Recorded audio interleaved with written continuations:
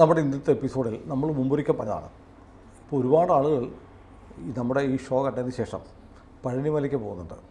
അപ്പോൾ പഴനിമലയ്ക്ക് പോകുമ്പോൾ അവിടെ ചെല്ലുമ്പോൾ നമ്മൾ താഴെ പടിക്കെട്ടിൽ നിന്ന് മുകളിലേക്ക് കയറുന്നു. ഒന്ന് വിഞ്ചിൽ പോവാം, അല്ലെങ്കിൽ സ്റ്റെപ്പ് കയറി പോവാം. അപ്പോൾ ഒരു ഭക്തൻ പഴനിമലയിൽ ചെല്ലുമ്പോൾ എന്തൊക്കെയാണ് ചെയ്യേണ്ടത്? അതൊന്ന് നമ്മളൊന്ന് ഒരിക്കൽ പറഞ്ഞാണ്, ഒന്നുകൂടി പറയാം.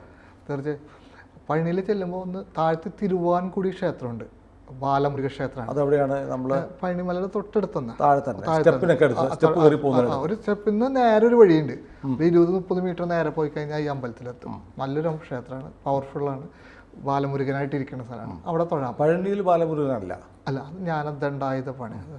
അപ്പോൾ ബാലമുരുകന് തൊഴാം, വലിയ തിരക്കില്ല. അവിടെ തൊഴുതിട്ട് വേണം പോകാനൊന്നും അങ്ങനെയൊന്നുമില്ല. പക്ഷെ നമ്മൾ അവിടെ എത്തുമ്പോൾ തൊഴാൻ നല്ലതായിരിക്കും. നല്ലൊരു ക്ഷേത്രമാണ്, പഴനി ദേവസ്ഥത്തിൻ്റെ കീഴിലുള്ള ക്ഷേത്രം തന്നെയാണ്. പിന്നെ അധികം തിരക്കുണ്ടാവില്ല, നമുക്ക് കുറേ നേരമൊക്കെ നിന്ന് തൊഴാൻ പറ്റണം. പിന്നെ അടുത്തൊരു പഴനിമല കയറുന്ന സമയത്ത് ഞാൻ പറഞ്ഞ പോലെ ഇടുമ്പർ മലയ്ക്ക് പോകണമെങ്കിൽ ഇടുമ്പർ മലയിൽ പോയിട്ട് ഇടുമ്പർ ദേവനെ തൊഴാം. അപ്പോൾ ഇടുമ്പർ മലയിൽ പോയി തിരിച്ചു വരാൻ എത്ര സമയം എടുക്കും? ടൈം എടുക്കും. അപ്പോൾ അതിനുവേണ്ടി പ്രത്യേകമായിട്ട് പോകുന്നതായിരിക്കും. ഒരു 2 മണിക്കൂർ സമയം വെക്കണം. ഒന്നെങ്കിൽ കാലത്താ പോകാൻ പറ്റുള്ളൂ, അല്ലെങ്കിൽ വൈകുന്നേരം പോകാൻ പറ്റുള്ളൂ. അപ്പോൾ പിന്നെ അത് സെപ്പറേറ്റ് പോകുന്നതായിരിക്കും. അതായത് കാലത്ത് 8 മണിക്ക് പോയിട്ട് 7 മണിക്ക് കയറിയിട്ട് തിരിച്ചു വരണം. തിരിച്ചു വരുന്നത് എന്തായാലും ഉച്ചയാവും. ഒരു 2 മണിക്കൂർ കയറി ഇറങ്ങി വരണ്ടേ? പിന്നെ ഒരു 5 മണിക്ക് പോയി കഴിഞ്ഞാൽ 7 മണിയാകുമ്പോൾ. അല്ല, അവിടേക്കും ഈ പഴനിമലയിലേക്ക് കയറുന്ന പോലെയുള്ള സ്റ്റെപ്പുകളുണ്ട്. പക്ഷെ മറ്റേ വിഞ്ചൊന്നുമില്ല, പക്ഷെ അധികം സ്റ്റെപ്പുകളൊന്നുമില്ല, കയറാൻ പറ്റും. ഇത്രയും ഉയരത്തിലുള്ള മലയല്ല അല്ലേ? അല്ല. പിന്നെ അവിടെ വൈകുന്നേരം ഒരു 5-6 മണിക്കൊക്കെ ഇരിക്കുക, അവിടെ മെഡിറ്റേറ്റ് ചെയ്യാന്ന് പറഞ്ഞാൽ പഴനിമല നോക്കി മെഡിറ്റേറ്റ് ചെയ്യാം. വല്ലാത്തൊരു അനുഭവമാണ്.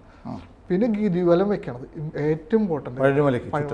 പഴനിമലയ്ക്ക് ഗിരിവലം വെക്കുക എന്ന് പറഞ്ഞു കഴിഞ്ഞാൽ 2 കാര്യമുണ്ട് ശരിക്കും. അത് എത്ര ആൾക്കാർക്ക് ഒന്ന് ആ മലേനെ ഗിരിവലം വെക്കുകയാണ്. പിന്നെ മുരുകവാനെ നമ്മൾ പ്രാർത്ഥിക്കണം. മുരുകവാനെ രണ്ടാമത്തെ വിഗ്രഹത്തിന് മല വെക്കുകയാണ് നമ്മൾ ചെയ്യുന്നത്. താഴെയുള്ള ആ ഗുഹയിലിരിക്കുന്ന ഭയങ്കര തിരക്കുള്ള റോഡല്ലേ? ഇപ്പോൾ ഒറ്റ വണ്ടികളെ ഉള്ളിൽ കയറ്റില്ല, കാൽനട മാത്രമേ ഉള്ളൂ. പിന്നെ ദേവസ്വത്തിൻ്റെ ബാറ്ററി കാറും നടക്കാൻ പറ്റാത്തവർക്ക് അങ്ങനെ അത് പോവാം. ഫ്രീ സർവീസ് ആണ്. ഫ്രീ സർവീസ് കയറിയിരുന്നാൽ മതി. അപ്പോൾ ആവശ്യത്തിന് വാഹനങ്ങളുണ്ടോ? ഉണ്ട്. അപ്പോൾ അതിൽ കയറി പോകാം. എത്ര സമയം എടുക്കും നമ്മൾ നടന്നു പോകാൻ? 2-2.25 കിലോമീറ്റർ ഉള്ളൂ ഒരു മാക്സിമം നടന്നു പോയി ദൂരമുള്ളൂ. അത് ഒന്നുകിൽ കാലത്ത് പോകുക, അല്ലെങ്കിൽ വൈകുന്നേരം സന്ധ്യയ്ക്ക് ശേഷം പോകാം, 6 മണിക്ക് ശേഷം പോകാം. ഏറ്റവും സുഖമുള്ളത് സമയം അതാണ്. ഇടയ്ക്ക് അങ്ങനെ എപ്പിസോഡിൽ പറഞ്ഞു നമ്മൾ ഈ താഴെയുള്ള മുരുക ഭഗവാന്റെ ഒരു വിഗ്രഹം മലയ്ക്കുള്ളിലുണ്ട്, ഒരു രഹസ്യ കവാടമാണ്. അതിലേക്ക് പോകുന്നതിന് മുമ്പ് ഏതൊരു ഹോട്ടലിന്റെ പുറകിൽ ഒരു ശക്തി കേന്ദ്രം പോലെ, അത് ഡിവൈൻ ഫോർട്ട് എന്ന ഹോട്ടലിൽ പിന്നിലൊരു പാറയുണ്ട്, ശിഖണ്ഡി പാറ. അതിന്റെ പ്രത്യേകത എന്തായിരുന്നു? അത് ന്യൂട്രൽ പോയിന്റ് എന്ന് പറഞ്ഞത്. അവിടെ പോകാറുണ്ടോ ആളുകൾ? അപൂർവമായിട്ട് പോകാറുണ്ട്. അറിയാവുന്നൊരു കുറവായിരിക്കും. മാത്രമല്ല എത്തിപ്പെടാൻ എളുപ്പമല്ല, പാടത്തിന്റെ നടുവിലാണിത്. അപ്പം മഴക്കാലത്ത് പാടത്ത് ഫുള്ള് വെള്ളമാണെങ്കിൽ പോകാൻ പറ്റില്ല, കാണാൻ പറ്റില്ല. അത് പ്രിസർവ് ചെയ്തിട്ടുണ്ടോ? സംരക്ഷിച്ചു ഒന്നുമില്ല, ആർക്കും അറിയില്ല. പിന്നെ എങ്ങനെ അറിയും ഇത് ആ പാറയാണെന്നുള്ളത്? അത് അവിടെ ആ ഹോട്ടലിൽ പിന്നിൽ നോക്കി ഒരു പറയ കാണുള്ളൂ, ഡിവൈൻ ഫോർട്ട് ഹോട്ടലിന്റെ ബാക്കിൽ. അത് ആ റോട്ടിൽ നിന്ന് നോക്കി കഴിഞ്ഞാൽ കാണാൻ പറ്റും. ഗിരിവലം പോകുമ്പോൾ ഡിവൈൻ ഫോർട്ട് അവിടുത്തെ കൊള്ളാവുന്നൊരു ഹോട്ടൽ, വലിയ ഹോട്ടലാണ്, ഏറ്റവും വലിയ ഹോട്ടലാണ്. അതിന്റെ പുറകു ഭാഗത്തായിട്ട്, അതിന്റെ പുറകുഭാഗത്ത്. അത് അപ്പൊ നമ്മളെ പോകുമ്പോൾ ഗിരിവലം വെക്കുമ്പോൾ കാണാൻ പറ്റും. ഡിവൈൻ ഫോർട്ട് ഈ അമ്പലത്തിന്റെ അടുത്താണോ? ഈ ഗിരിവലത്തിന്റെ അടുത്ത്. ഗിരിവലത്തിൽ ഞാൻ അത് ശ്രദ്ധിച്ചിട്ടില്ല. ഞാൻ കുറച്ച് മാറിയിട്ട് ഹോട്ടൽ ഗണേഷിലൊക്കെയാണ് പോയി താമസിക്കാറ്. അത് ശരി. അവിടെ ഒരു ഗണപത് ഗ്രാൻഡ് ഒക്കെ ഉണ്ട്, അവിടെ നല്ല ഹോട്ടൽ. ഗണപത് അവിടെയാണ് താമസിക്കാറുണ്ട്. ഇപ്പോൾ ഈ ഡിവൈൻ ഫോർട്ട്, പക്ഷേ ഈ ഡിവൈൻ ഫോർട്ടുകാർക്ക് ഇപ്പോൾ കുറച്ച് പ്രശ്നമാണ്. കാരണം ഗിരിവലത്തിലുള്ള കൂടെ വണ്ടികൾ കയറ്റാൻ പറ്റാത്തവർക്ക് അങ്ങോട്ട് വണ്ടി പോകുന്നില്ല, പാർക്കിംഗ് ഉണ്ടാവില്ല. അവരുടെ ബിസിനസ്സിനൊക്കെ ഭയങ്കരമായി ബാധിച്ചിട്ടുണ്ട്. അപ്പോൾ ഗിരിവലം ചെയ്യണം, പ്രധാനപ്പെട്ടത്. അപ്പോൾ ആരും അങ്ങനെ ചെയ്യാറില്ല. അത് ചെയ്യണം. ഞാൻ പലതവണ പോയിട്ടുണ്ടെങ്കിലും ഗിരിവലം ചെയ്തിട്ടില്ല. ഗിരിവലം ചെയ്യുമ്പോൾ ഇതും കൂടി ഉണ്ട്, രണ്ടാമത്തെ മുരുകന്റെ വിഗ്രഹത്തിന് വലം വെക്കുകയാണ്. അതാണ് ഭയങ്കര ഒരു എനർജിയാണ് അത് കിട്ടുകയാണ്. അത് അറിഞ്ഞ് ചെയ്യുകയാണെങ്കിൽ അതിന്റെ ഒരു. ഈ ഗിരിവലം വെച്ച് പോകുന്ന സ്ഥലത്ത് എവിടെയാണ് ഈ രണ്ടാമത്തെ വിഗ്രഹം, അതിലേക്ക് പോകുന്ന കേവ് ഗുഹ എവിടെയാണെന്നുള്ള വല്ല ധാരണ ഉണ്ടോ? നമ്മൾ റോപ്പ് വേ ഉണ്ട് അവിടെ. റോപ്പ് വേയുടെ അടുത്തായിട്ടാണ്, റൈറ്റ് സൈഡിലായിട്ടാണ് വരിക നടന്നു പോകുമ്പോൾ. അത് അവിടെ മാർക്ക് ചെയ്തിട്ടൊന്നുമില്ല?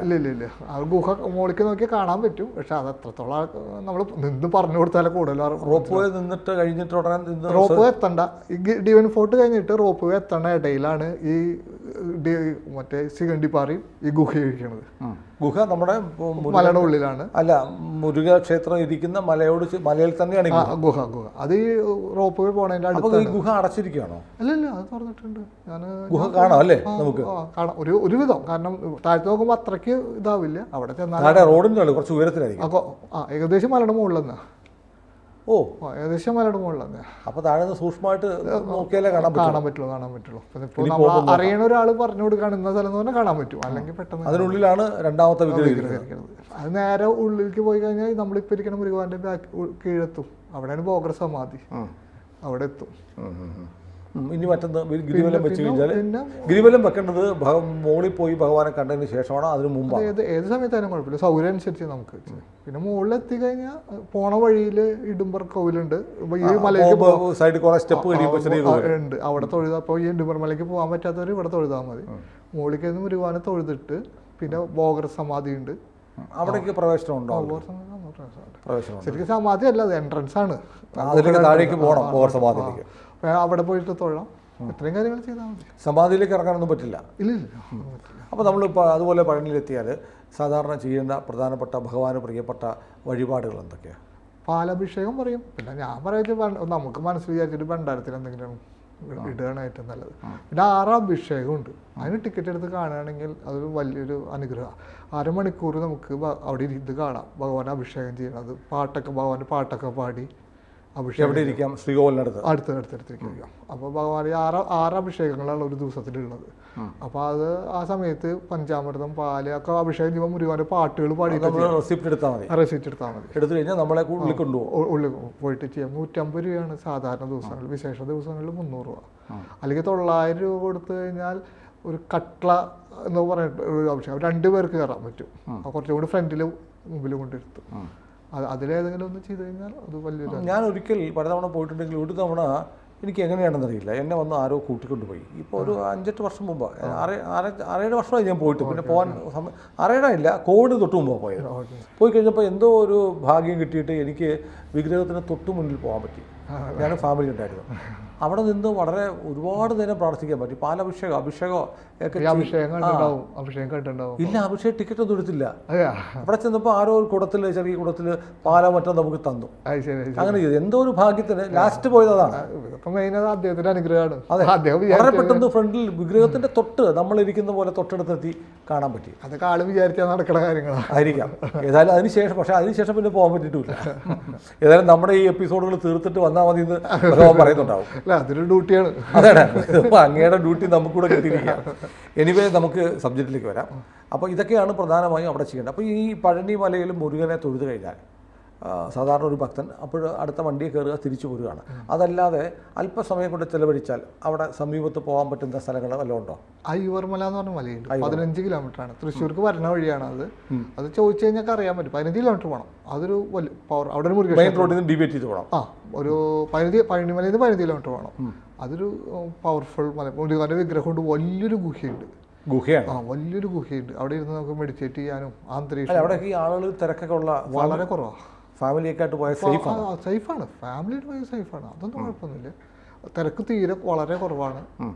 നല്ലതായിട്ട് തൊഴുതിട്ട് വരാൻ പറ്റിയൊരു ഐവർമല. പിന്നെ ഒരു 5 കിലോമീറ്റർ പഴനി എന്നുള്ളത് ബാലസമുദ്രം എന്ന് പറഞ്ഞ സ്ഥലത്തുള്ള നേരത്തെ പറഞ്ഞ മുച്ചിക്കുന്തർമല. അവിടെ രംഗനാഥർ കരട് എന്നാണ് മലയുടെ പേര്. പക്ഷെ അതിനൊരു പ്രശ്നം എന്ന് വെച്ചാൽ വണ്ടി പോവില്ല, ബൈക്കിലൊക്കെ പോകാൻ പറ്റുള്ളൂ. അപ്പോൾ കാറിന് പോകണം. എവിടെ വരെ പോകാൻ പറ്റും? 2-3 കിലോമീറ്റർ നടക്കേണ്ടി വരും അല്ലേ? അത് എളുപ്പമല്ല, കുറച്ച് ബുദ്ധിമുട്ടാ. കുറച്ച് വഴി വളരെ മോശം. ബൈക്കിലൊക്കെ ആണെങ്കിൽ അവിടെ പോകാം. ക്ഷേത്രമുണ്ടോ അവിടെ? താഴത്തെ ഒരു ക്ഷേത്രമുണ്ട്, മുകളിലാണ്. പിന്നെ അത് മുകളിൽ കയറാൻ വളരെ ബുദ്ധിമുട്ടാണ്. പിന്നെ ഹിഡുംബർമല പോകണ്ടേ നമ്മൾ? ഹിഡുംബർമല ഞാൻ നമ്മൾ നേരത്തെ പറഞ്ഞല്ലോ. ഈ ഇത്രയും സ്ഥലങ്ങളാണ്. ഇത്രയും സ്ഥലങ്ങൾ കഴിയുമെങ്കിൽ ഒരു യാത്ര പോകുന്നതല്ലേ, ഇവിടങ്ങളിലൂടെ പോയിട്ട് വരും. ഹിഡുംബർമലയുടെ പ്രത്യേകത ഒന്ന് പറയാമോ? ഇടുമ്പർ സ്വാമിയുടെ വിഗ്രഹം ഇരിക്കുന്ന സ്ഥലമാണ്. ഞാൻ അന്ന് നേരത്തെ നമ്മുടെ ഇന്റർവ്യൂവിൽ പറഞ്ഞ പോലെ കാണാത്ത ആളുകൾ കഥ ഇതുവരെ 2 കാവടി എടുത്തുകൊണ്ട് വന്ന പോലെ 2 മല തൂക്കിക്കൊണ്ട് വന്നിട്ട് അവിടെ വിശ്രമിച്ച് ഉറക്കത്തിൽ എണീക്കുമ്പോൾ എടുക്കാൻ പറ്റിയില്ല. ഒരു കുട്ടി ഇരിക്കേണ്ടായിരുന്നു. കുട്ടിയായിട്ട് യുദ്ധം. കുട്ടി എന്നിട്ട് വധിക്കും. അത് മുരുകാനാവും. പിന്നെ അഗസ്ത്യസിദ്ധർ വന്നിട്ട് പറഞ്ഞിട്ടാണ് ജീവൻ കൊടുത്ത് നീ എന്റെ ഫസ്റ്റ് ഭക്തൻ ഇരിക്കാൻ പറയണം. മുരുകന്റെ ആദ്യത്തെ പ്രപഞ്ചത്തിലെ ആദ്യത്തെ മുരുക ഭക്തൻ. ഫസ്റ്റ് ഭക്തൻ അദ്ദേഹം മാത്രമാണ് ആദ്യത്തെ. നമ്മളൊക്കെ എത്ര ഭക്തരായാലും രണ്ടാമതാവുള്ളൂ. അതെ.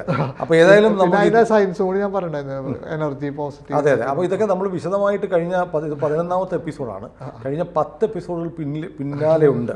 അപ്പൊ ഇത് ആദ്യമായി കാണുന്നവരുണ്ടെങ്കിൽ അല്ലെങ്കിൽ ഇടയ്ക്ക് വല്ലതും മിസ്സായിട്ടുണ്ടെങ്കിൽ പ്രേക്ഷകർ കഴിയുമെങ്കിൽ എല്ലാ എപ്പിസോഡുകളും ഒന്ന് കാണണം. അപ്പോൾ നമ്മുടെ മനസ്സിലുള്ള ഭഗവാന്റെ രൂപവും ചിത്രവും സങ്കല്പവും അതാണ് സങ്കല്പം. ഇതുവരെ ഉണ്ടായിരുന്നൊരു മുരുക സങ്കല്പമല്ല, മുരുക യുഗമാണ് ഇനി ആരംഭിച്ചു കഴിഞ്ഞിരിക്കുന്നത്. ആ മുരുക യുഗത്തിൽ ഭഗവാനെ കേൾക്കുക, ഭഗവാനെക്കുറിച്ച് പറയുക, ഭഗവാനെ വണങ്ങുക എന്നുള്ളത് നമ്മുടെ ദൗത്യവും പുതിയൊരു ലോകക്രമം ഉണ്ടാക്കാനുള്ള പദ്ധതിയും കൂടിയാണ്. പുതിയൊരു ലോകക്രമം പദ്ധതിയുടെ ഭാഗമാവാൻ പറ്റും. അതെ, ആ പദ്ധതിയുടെ ഭാഗമാവുകയാണ്. ഇത് കേൾക്കുന്ന ഓരോരുത്തരും ഈ പദ്ധതിയുടെ ഭാഗമാകാൻ ഭഗവാൻ നിയോഗിച്ച ആളുകളാണെന്നുള്ള തിരിച്ചറിവ് നമുക്കുണ്ടാവണം. തീർച്ചയായും അതാണ് ഏറ്റവും പ്രധാനപ്പെട്ടത്. നമ്മളൊക്കെ അതിലൊരു കല്ലെടുത്ത് വയ്ക്കാൻ നിയോഗിക്കപ്പെട്ടവരാണ്. പിന്നെ നമ്മളെ പലരും വിളിക്കുന്നുണ്ട്, അതായത് ചിലരൊക്കെ ഇത് രജിത് ജി ഒരു സ്വാമിയാണോ? ഞാൻ പറഞ്ഞല്ല, അദ്ദേഹം ഒരു ഗൃഹസ്ഥനാണ്. അദ്ദേഹം ഒരു സർക്കാർ സ്ഥാപനത്തിൽ ജോലി ചെയ്യുന്നു. അദ്ദേഹത്തിന് ഭഗവാന്റെ വിളി ഉണ്ടാകുമ്പോൾ ഓരോ മെസ്സേജുകൾ വരുന്നു, അതനുസരിച്ച് അദ്ദേഹത്തിന് ദൗത്യമായിട്ട് പോകുന്നു. മറ്റ് ആത്മീയ രംഗത്ത് പ്രവർത്തിക്കുന്ന ആളുകളെ പോലെ അദ്ദേഹം കാഷായം ഒന്നും ധരിച്ച് പർണശാല കെട്ടി അവിടെ കാണിക്ക വഞ്ചിയും വെച്ചിരിക്കുന്നില്ല. എന്നാൽ പോലും ചോദിച്ചു, അദ്ദേഹത്തോട് വിളിച്ച് പറഞ്ഞാൽ അദ്ദേഹം നമുക്ക് വേണ്ടി ഭഗവാനോട് പ്രാർത്ഥിക്കും. കാരണം ഭഗവാന്റെ ഒരു കമ്മ്യൂണിക്കേഷൻ ഉള്ള ആളാണ്. ഇതെങ്ങനെയാണ് ഭഗവാന് വേണ്ടി അങ്ങ് പ്രാർത്ഥിക്കുന്നത് എന്നറിയാൻ പലർക്കും താല്പര്യമുണ്ട്. ഒന്ന് പറയാമോ? തീർച്ചയായും. ഇതിൽ രണ്ട് കാര്യമുള്ളത്, അങ്ങ് നേരത്തെ പറഞ്ഞ പോലെ നമ്മൾ നോർമൽ സ്റ്റൈലാണ്. ഇപ്പോൾ ഈ സ്പിറ്റി വാലിയിൽ പോയി വന്നിട്ട് ഞാൻ പറഞ്ഞല്ലോ പ്രകൃതി ഭംഗിയുടെ അത് ഒരു വീഡിയോ ആയിട്ട് 96 സിനിമയിലത്തെ പാട്ടൊക്കെ വെച്ചിട്ട് ഞാൻ നമ്മൾ ആ രീതിയിൽ പോണ ആളാണ്. അപ്പോൾ പറഞ്ഞു വന്നത്, നമുക്ക് ഇപ്പോൾ ഇത്രയും കാര്യങ്ങൾ ഞാൻ പറഞ്ഞു, ഇത്രയും നമുക്ക് കിട്ടിയ അറിവുകൾ, ഭഗവാൻ തന്ന അറിവുകൾ പറഞ്ഞു. ഒരാൾ എൻ്റെ അടുത്ത് വന്ന് ചോദിക്കുകയാണ്, ഇത്രയൊക്കെ പറഞ്ഞില്ലേ, ഭഗവാൻ ഒരു 4 മന്ത്രം ചൊല്ലിയെന്ന് പറഞ്ഞാൽ ഞാൻ പബ്ബബ്ബാന്ന് പറയും.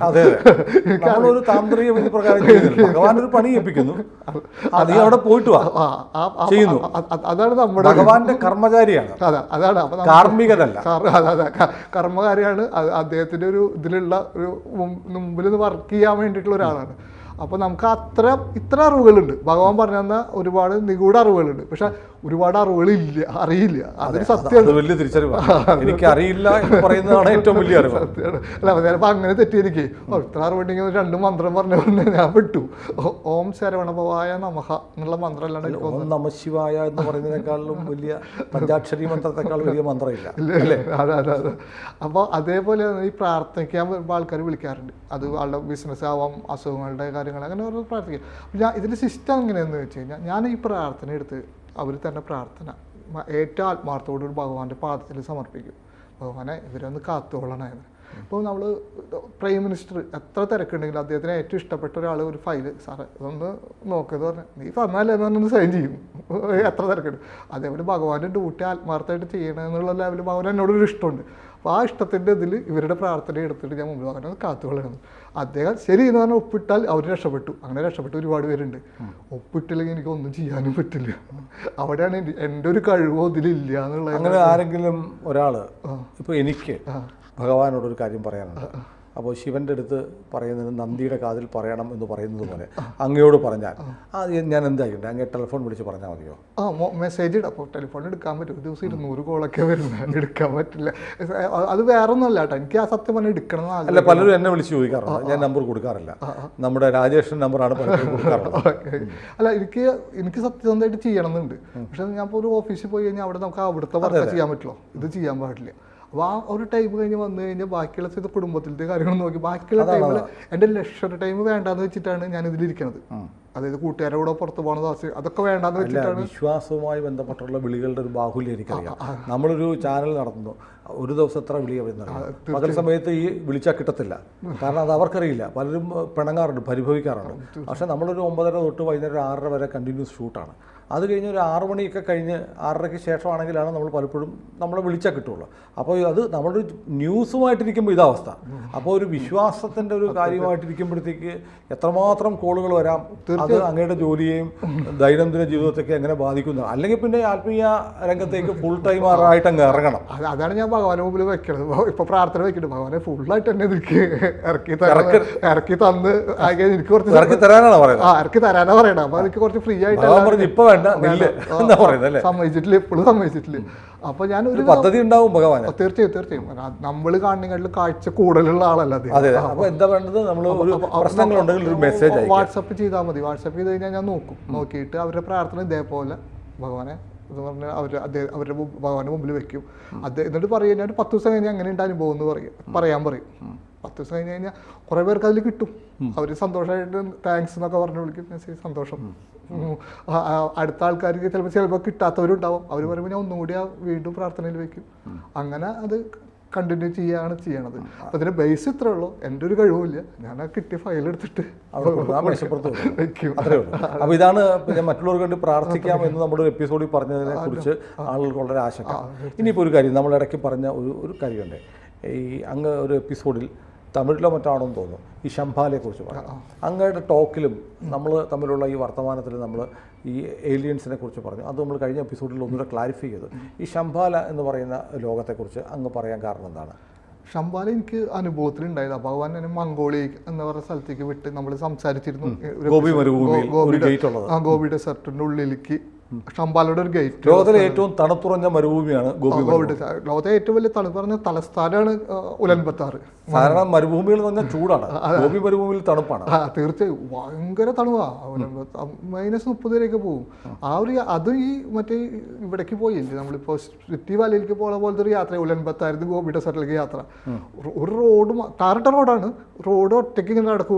2 സൈഡിലും ഒന്നും ഉണ്ടാവില്ല. ചിലപ്പോൾ ഈ കുതിരകളെ മേയ്ക്കാൻ പോണ ആൾക്കാർ, ഒട്ടകങ്ങളെ മേയ്ക്കാൻ മരുഭൂമി തന്നെയാണല്ലോ അത്. അങ്ങനെയുള്ള ആൾക്കാരെ കാണാം. മണലില്ല കേട്ടാ. പിന്നെ മരുഭൂമി എന്ന് പറഞ്ഞാൽ ഒരു തുണ്ട് മണലില്ല. ഗോബി മരുഭൂമി എന്നാണ് പേര്. നമ്മുടെ ഈ ദുബായിൽ കാണുന്ന പോലെ മണലുള്ള മരുഭൂമി അല്ല, പ്ലെയിൻ ലാൻഡാണ്. അതാണ് ഗോബി ഡെസർട്ട്. ശരിക്കും അവിടെയാണ് ഈ പവർഫുള്ളായ ശംഭാലയുടെ ഒരു ഗേറ്റ് ഉള്ളത്. പിന്നെ ഒരു സ്ഥലത്ത് ടിബറ്റിലുണ്ട് എന്ന് പറയുന്നു, കൈലാസ ഒരു ഗേറ്റാന്ന് പറയുന്നു. അങ്ങനെ പല സങ്കല്പങ്ങൾ. അവിടെ എന്തോ ഒരു ഗേറ്റോ അങ്ങനെ വല്ലോ ഉണ്ടാക്കി വെച്ചിട്ടുണ്ട്. 4 ഗേറ്റ് ഉണ്ടാക്കി വെച്ചിട്ടുണ്ട് അവർ. അത് നമ്മുടെ പഠിപ്പര അവിടുത്തെ ഒരു സിദ്ധര് ഇതേപോലെ നടന്നു പോകുമ്പോൾ, അദ്ദേഹത്തിന്റെ പേര് ഞാൻ മറന്നു, നടന്നു പോകുമ്പോൾ അദ്ദേഹത്തിന്റെ അവിടുത്തെ എനർജിയുടെ ഷിഫ്റ്റിങ് കണ്ട് മനസ്സിലാക്കി ഇതാണ് ശംഭാലയുടെ ഗേറ്റ് എന്ന് പറഞ്ഞ്. ഒരുപാട് കാലം മുമ്പ്, ഒരു 1000 വർഷമൊക്കെ ഉണ്ടാവും. അദ്ദേഹം ഒരു 4 ഗേറ്റ് അവിടെ വെച്ചു. ഇവിടുത്തെ ജനങ്ങൾക്ക് ഇവിടെ വന്ന് പ്രാർത്ഥിച്ചോളോ, ഇവിടുത്തെ എനർജി എടുത്താൽ നിങ്ങൾക്ക് നല്ലതാന്ന് പറഞ്ഞ് പണിത് കഴിച്ച സംഭവം ഇപ്പോഴും അവിടെയുണ്ട്. അവിടുത്തെ ലോക്കൽ ആൾക്കാർ ഇപ്പോഴും അവിടെ വന്നിട്ട് മണ്ണിൽ മലർന്ന് കിടക്കും. എന്നിട്ട് എനർജി റിസീവ് ചെയ്തിട്ട് പോകും. ഇപ്പോഴും ഞാൻ പോയപ്പോൾ ഈ മുഖമുള്ള ഒരാൾ ഞാനുണ്ടായിരുന്നു. ഞാൻ എൻ്റെ കൂടെ വന്ന 2 പേരും. ബാക്കിയൊക്കെ അവിടെ അവരൊക്കെ ഞങ്ങൾ അടുത്ത് വന്ന് ചോദിക്കുകയായി എങ്ങനെ വന്ന് ഇവിടുത്തെ കാര്യം എങ്ങനെ അറിയും എന്നൊക്കെ ചോദിച്ചിട്ട് വന്നിരുന്നു. അപ്പോൾ അതൊരു ഈ സ്ഥലം, ഈ ഗോബി മരുഭൂമിയിലെ ഈ സ്ഥലത്തിൻ്റെ പേരെന്താ?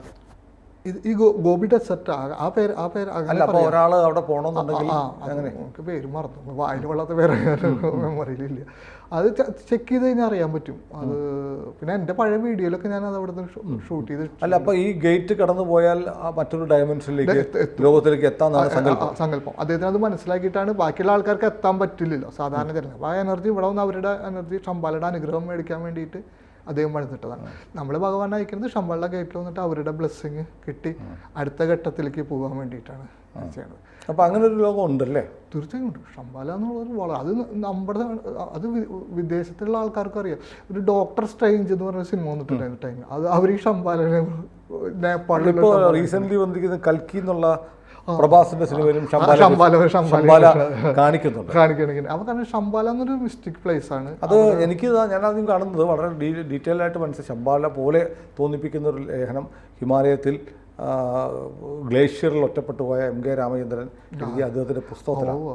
അദ്ദേഹമാണ് മലയാളികൾക്ക് ഹിമാലയം എന്താന്ന് പറഞ്ഞു കൊടുത്ത അദ്ദേഹമാണ്. ഞാൻ ഒരുപാട് വട്ടം വായിച്ചിട്ടുണ്ട്. അദ്ദേഹം തൃശ്ശൂരാണ്. തൃശ്ശൂരാണ്. എനിക്കറിയാം, വ്യക്തിപരമായിട്ട് അറിയാം അല്ലേ? കാരണം ഞാൻ എന്താ പറയുക, 2005 ഞാൻ 18 ദിവസം വ്രതം ഇരുന്നില്ലേ, തിരിച്ചു വന്നിട്ടാണ് ഇദ്ദേഹത്തിന്റെ ബുക്ക് എൻ്റെ കയ്യിൽ കിട്ടണത്. ഉത്തരാഖണ്ഡിലൂടെ. അതങ്ങനെ അതിന് ബോഗർ മോഷനെ കുറിച്ചിട്ട് അദ്ദേഹം ഒരു അധ്യായം ഗംഭീര പുസ്തകമാണ്. എന്നിട്ട് അദ്ദേഹത്തിനെ വിളിച്ച് പരിചയം, ഇങ്ങനെ ഒരു അനുഭവത്തിൽ വന്ന ആളാന്നൊക്കെ പറഞ്ഞിട്ട് അന്ന് അദ്ദേഹം പരിചയപ്പെട്ടു. അപ്പം അന്ന് പരിചയപ്പെട്ടപ്പോൾ അദ്ദേഹത്തിന് ഒരു മഹർഷിമാരുടെ ഗുഹയിൽ പോയിട്ട് കൈയിൻ്റെ കാര്യങ്ങളൊക്കെ പഠിപ്പിച്ചു കൊടുത്തിട്ടുണ്ട് അദ്ദേഹം. എന്നിട്ട് എൻ്റെ ഈ വരില്ല, ഇങ്ങനെ വരല കടി ഇത് അളവെടുത്തിട്ട് ഒരു പ്രത്യേകതയാണെന്നൊക്കെ പറഞ്ഞു എന്നോടൊന്ന് 2005 കേട്ടാ സ്റ്റാർട്ട് ടൈമിൽ. അപ്പം അങ്ങനെ വ്യക്തിപരമായിട്ട് അറിയാം അദ്ദേഹത്തിന്. ഏതായാലും നമ്മൾ ഈ മുരുകൻ്റെ അവദാനങ്ങൾ നമ്മളും വാഴ്ത്തുകയാണ്. അങ്ങേക്ക് ഒരു വലിയ നിയോഗം കിട്ടി. ആ നിയോഗത്തിലൂടെ ലോകത്തെയാകെ മാറ്റാനുള്ളൊരു പദ്ധതിയായിട്ടാണ് വരുന്നത്. അങ്ങയുടെ ഈ യാത്രയുടെയും ഭഗവാന്റെ നിയോഗങ്ങളുടെയൊക്കെ കാര്യം പറഞ്ഞൊരു പുസ്തകം വന്നിട്ടുണ്ട്. ആ പുസ്തകം നമ്മൾ പരിചയപ്പെടുത്തി. എനിക്ക് തോന്നുന്നു നമ്മളുമായി ഈ എപ്പിസോഡിൽ നമ്മൾ സംസാരിച്ച് തുടങ്ങുമ്പോൾ പുസ്തകത്തിൻ്റെ എത്രാം പതിപ്പായിരുന്നു? എൻ്റെ അറിവിൽ മൂന്നാം പതിപ്പായി. ഇപ്പോൾ ഭഗവാന്റെ കൃപ കൊണ്ട് ഇപ്പോൾ എത്രാം പതിപ്പായി? എട്ടാം പതിപ്പായി. 2 മാസം കൊണ്ട് സംഭവിച്ച ഭയങ്കരമായി 2 മാസം കൊണ്ട് ഭഗവാന്റെ അനുഗ്രഹത്തിൽ സംഭവിച്ചൊരു അത്ഭുതമാണ് ഇത്. നമ്മുടെ ഇന്റർവ്യൂവിന് മുമ്പ് 4ാം പതിപ്പിൽ ഇരുന്നത് 2 മാസമായിട്ടുള്ളൂ. 2 മാസത്തിനുള്ളിൽ 5 പതിപ്പ് വന്നു. നമ്മുടെ 9 എപ്പിസോഡുകളുടെ റിയാക്ഷൻ അല്ലേ? ഭയങ്കരമായിട്ട്. അത് മാത്രമല്ല, ഈ ബുക്ക് വായിച്ച് ഒരുപാട് പേര് മെസ്സേജ് അയക്കണം.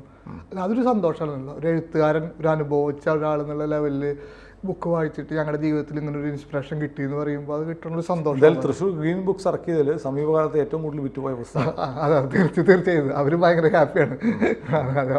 കാരണം അടുപ്പിച്ചെന്ന് ഇറക്കുന്നുണ്ട് 5, 6, 7, 8 അതാണ്. ഇപ്പം ഞാൻ ആദ്യമായിട്ടാണ് ABC-യിലാണ്, ഞങ്ങളുടെ ഗ്രൂപ്പിലും കൂടി പറഞ്ഞിട്ടില്ല, നമ്മൾ കേരളത്തിൽ ഇതുവരെ ഒരു പരിപാടി നടത്തിയിട്ടില്ല. ഇത് ഞാൻ നേരത്തെ പറഞ്ഞ പോലെ കേരളത്തിലൊരു ഇന്റർവ്യൂ കൊടുത്തത് പോലും ഇപ്പോഴാണ് വെയിറ്റ് ചെയ്ത് ഭഗവാൻ അനുവാദത്തിന് ചെയ്ത്. ഇപ്പോൾ ഭഗവാനൊരു അനുവാദം കിട്ടി കേരളത്തിൽ പ്രോഗ്രാം നടത്താൻ. ഞാൻ വിചാരിക്കുന്നത് ആഗസ്റ്റ് 20-ാം തീയതി ശ്രീനാരായണ ഗുരു ജയന്തി ദിനാണ്.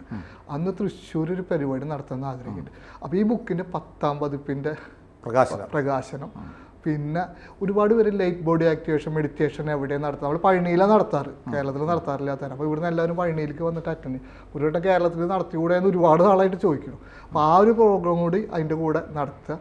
അതുമാത്രമല്ല, അന്ന് ശ്രീനാരായണ ഗുരുദേവൻ്റെ ആ ദിവസം വെക്കാനൊരു കാരണമുണ്ട്. ഞാൻ എൻ്റെ ബുക്ക് തമിഴ്, ഇംഗ്ലീഷ്, മലയാളം 3 ബുക്കും പഴനിയിലാണ് പ്രസിദ്ധീകരിക്കണം മുമ്പ്. പഴനിയിൽ പ്രസിദ്ധീകരിച്ച മലയാള ബുക്ക് കേരളത്തിൽ ഒരു സ്ഥലത്താണ് പൂജിച്ചുള്ളൂ, അത് ശിവഗിരിയിലാണ്. ശ്രീനാരായണ ഗുരുദേവൻ്റെ അവിടെ പോയിട്ടാണ്. അല്ല, അതിനകത്ത് ഗുരുദേവൻ്റെ ഒരു വലിയ കണക്ഷൻ നമ്മുടെ എപ്പിസോഡിൽ ഞാൻ പറഞ്ഞു. അതായത് ഈ ഭോഗർ സിദ്ധർ 2 വിഗ്രഹങ്ങൾ ഉണ്ടാക്കി. ഒന്ന് ഡാർക്ക് മാറ്റർ കൊണ്ടുള്ളതാണ്, അതാണ് ഈ മലയ്ക്കുള്ളിൽ രഹസ്യ സങ്കേതത്തിലിരിക്കുന്നത്. ആ വിഗ്രഹം കണ്ടെത്തി, അങ്ങനെ ഒരു വിഗ്രഹം ഉണ്ടെന്ന് ഐഡൻറ്റിഫൈ ചെയ്ത ആളാണ് ഗുരു എന്നാണ് പറയുന്നത്. നാരായണ ഗുരു ഇവിടുന്ന് അവിടെ പോയി പഴനിയിലെത്തി. അതിൻ്റെ അടിവാരത്തിൽ ഈ ഗുഹയിൽ വിഗ്രഹം, 2ാമത്തെ വിഗ്രഹമുള്ള, അത് പുറത്തു വരേണ്ട സമയത്ത് പുറത്തു വരുമെന്നാണ് പറഞ്ഞിരിക്കുന്നത്. അവിടെ പോയി ഈ വിഗ്രഹം കാണുകയും, പക്ഷേ അദ്ദേഹം പുറത്തെടുത്തില്ല, അതിന് സമയമായിട്ടില്ല എന്ന് പറഞ്ഞ് തിരിച്ചു പോരുകയും ചെയ്തു എന്നൊരു കഥയുണ്ട്. അദ്ദേഹത്തിൻ്റെ ഗുരുദേവ ചരിതം എഴുതിയ ചില കൃതികളിൽ പരാമർശമുണ്ട്. അപ്പോൾ അങ്ങനെ വരുമ്പോൾ അത് കണക്റ്റഡാണ്. ഗുരുദേവനും പഴനി മുരുകനും തമ്മിലുള്ള ഒരു വലിയൊരു കണക്ഷൻ ഉണ്ട്. തീർച്ചയായും ഭയങ്കര കണക്ഷൻ ഉണ്ട്. അദ്ദേഹം ഒരുപാട് പുസ്തകങ്ങൾ എഴുതിയിട്ടുണ്ടല്ലോ. അപ്പോൾ ഞാൻ പഴനിയിൽ പൂജിച്ച് കഴിഞ്ഞിട്ട് ഇംഗ്ലീഷ്, തമിഴ്, മലയാളം പൂജിച്ച് നമ്മൾ ഗുരു എഴുതിയിട്ടുള്ള ഏറ്റവും കൂടുതൽ സ്തോത്രം എഴുതിയിട്ടുള്ളത് മുരുകനെ കുറിച്ചാണ്. കൂടുതൽ അമ്പലങ്ങളും മുരുകൻ്റെ അതാണ് അതിൽ ഒരു കൃതിയുടെ പേര് ഞാൻ മറന്നുപോയി. അത് മുഴുവൻ മുരുകനായി ബന്ധപ്പെട്ടുള്ള മന്ത്രം ഉൾക്കൊള്ളുന്ന ഒരു ഗുരുദേവ കൃതിയുണ്ട്. കൃതിയല്ല, അദ്ദേഹത്തിൻ്റെ സ്തോത്രങ്ങൾ എഴുതിയില്ല. അപ്പം ഞാൻ ആ പഴനിയിൽ പൂജിച്ചിട്ട് ഡിസംബർ 3-നാണ് ഈ പുസ്തകം പ്രസിദ്ധീകരിച്ചത്, 2022.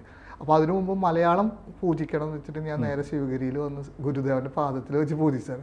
അപ്പോൾ ഇവിടെ 10ാം പതിപ്പ് വരുമ്പോഴും അദ്ദേഹത്തിൻ്റെ ജന്മദിനത്തിൽ എന്തൊക്കെ ചെയ്യണം എന്നാണ് തൃശ്ശൂർ വെച്ച് ചെയ്യണം. ആദ്യമായിട്ട് ഞാൻ ABC ചാനലിൽ പറയണം. കൂടുതൽ ഡീറ്റെയിൽസ് ഏതായാലും അതിൻ്റെ വിശദാംശങ്ങളാവുമ്പോൾ തീർച്ചയായും അറിയിക്കാം. ഒരു ഫേസ്ബുക്ക് പോസ്റ്റ് ഇട്ടാൽ മതി. തീർച്ചയായും. അല്ല, അതിനു മുമ്പ് ഒരു പക്ഷേ നമ്മളിനിപ്പോൾ ABC മലയാളത്തിന് നമ്മളിപ്പോൾ തമിഴ്, തെലുങ്ക്, കന്നഡ, ഹിന്ദി നമ്മൾ ട്രയൽ ആരംഭിച്ചിട്ടുണ്ട്. ABC മലയാളം ഒന്നും ഈ മുരുകൻ്റെ ഭഗവാന്റെ അനുഗ്രഹം കൊണ്ടുകൂടിയാണെന്ന് നമ്മൾ പതുക്കെ ഒന്ന് സ്പ്രെഡ് ചെയ്യുകയാണ്. ഒപ്പം തന്നെ നമ്മൾ ABC മലയാളം ജ്യോതിഷം എന്നൊരു ചാനൽ ആരംഭിച്ചിട്ടുണ്ട്. അപ്പോൾ മുരുക ഭഗവാൻ ഇല്ലാതെ ജ്യോതിഷം ഇല്ല. അപ്പോൾ ജ്യോതിഷം ചാനലുണ്ട്. അത് നമ്മൾ മറ്റ് ദക്ഷിണേന്ത്യൻ ഭാഷകളിലും ആരംഭിക്കുകയാണ്. അപ്പോൾ രജിത് കുമാർജി ABC മലയാളം ജ്യോതിഷത്തിൽ ഉടനെ ഒന്ന് വരുന്നുണ്ട്. നമ്മുടെ ഒരുപാട് പ്രേക്ഷകർ, ഇത് വേറൊരു സെഗ്മെൻറ്റാണ്. കാരണം ഇത് നമ്മുടെ ന്യൂസ് ചാനലാണ്. ന്യൂസ് ചാനലിൽ വന്നിട്ടുള്ള ആളുകളെ ഇപ്പോൾ ഇത് കണ്ടിട്ടുള്ളൂ. അതേസമയം വിശ്വാസപരമായി കുറേയേറെ ആളുകൾ, നമ്മുടെ ഈ ചാനൽ കാണാത്ത ആളുകൾ ABC മലയാളം ജ്യോതിഷത്തിലുണ്ട്. ABC മലയാളം ജ്യോതിഷം എന്നടിച്ചാൽ ആ ചാനൽ കിട്ടും. അവിടെ നമ്മൾ പ്രേക്ഷകരുടെ അറിവിലേക്കാണ്. അവിടെ നമ്മൾ ഇനിയിപ്പോൾ രജിത് കുമാർജി വലിയ വൈകാതെ മുരുകൻ്റെ വിശേഷങ്ങൾ, ഇവിടെ പറയാത്ത പല കാര്യങ്ങളും പറയാൻ അവിടെ വരുന്നുണ്ട്. അപ്പോൾ അവിടെ നമുക്ക് കാണാം. അപ്പോൾ ഈ പുസ്തകത്തിൻ്റെ പ്രകാശനം ഓഗസ്റ്റ് 20-ന് തൃശ്ശൂർ വെച്ചല്ലേ? 10-ാം തീയതി തൃശ്ശൂരാണ്. അങ്ങേ ഔദ്യോഗികമായിട്ട് ക്ഷണിക്കണം. ഞാനുണ്ടാവും. പ്രേക്ഷകർ ഞാൻ പറയാൻ വന്നത്, പ്രേക്ഷകർ എന്തായാലും പറയണം. അദ്ദേഹത്തെ നേരിട്ട് കാണാൻ നമുക്ക് ഒരു അവസരമാണ്. നമുക്ക് തൃശ്ശൂർ കാണാം. ഒരു ദിവസം ഒരുമിച്ച് എല്ലാവരും കൂടി. അതെ. അപ്പോൾ ഏതായാലും അതിനു മുമ്പ് വരുന്ന ആഴ്ചകളായിട്ട് തന്നെ നമ്മുടെ ഇതുവരെ പറയാത്ത കാര്യങ്ങൾ ചേർത്തുള്ള സ്പെഷ്യൽ എപ്പിസോഡുകൾ ABC മലയാളം ജ്യോതിഷത്തിൽ വരുന്നുണ്ട്. പ്രിയപ്പെട്ട പ്രേക്ഷകർ അവിടേക്കൊന്ന് സ്വിച്ച് ചെയ്ത് അതും കാണണം. ഇടയ്ക്ക് നമ്മുടെ ചാനലിലും അദ്ദേഹം വീണ്ടും വരും. ഏതായാലും തൽക്കാലത്തേക്ക് ഒരു വിട, ഒരു ചെറിയ ഗ്യാപ്പിന് ശേഷം നമ്മൾ വീണ്ടും വരും. തീർച്ചയായും. അപ്പോൾ ആഗസ്റ്റ് 20 ലൈറ്റ് ബോഡി ആക്ടിവേഷൻ മെഡിറ്റേഷനും ഉണ്ടാവും, പുസ്തക പ്രകാശനവും ഉണ്ടാവും. എല്ലാവരും ഞാൻ ഏറ്റവും സ്നേഹത്തോടു കൂടി ക്ഷണിക്കുന്നു. എന്താ പറയുക, എൻ്റെ പ്രാർത്ഥന എപ്പോഴും നിങ്ങളുടെ കൂടെ ഉണ്ട്. നിങ്ങളുടെ സ്നേഹം എനിക്ക് ആവശ്യമുണ്ട്. സന്തോഷം. അപ്പോൾ മുരുക ഭഗവാൻ എല്ലാവരെയും ഒരുപാട് നന്ദി. ABC ചാനലിലും അങ്ങേക്കും. കൂടുതൽ വാർത്തകളും വിശേഷങ്ങളും നിങ്ങളിലേക്ക് എത്താൻ ABC മലയാളം സബ്സ്ക്രൈബ് ചെയ്യുക, ബെൽ ബട്ടണും അമർത്തുക.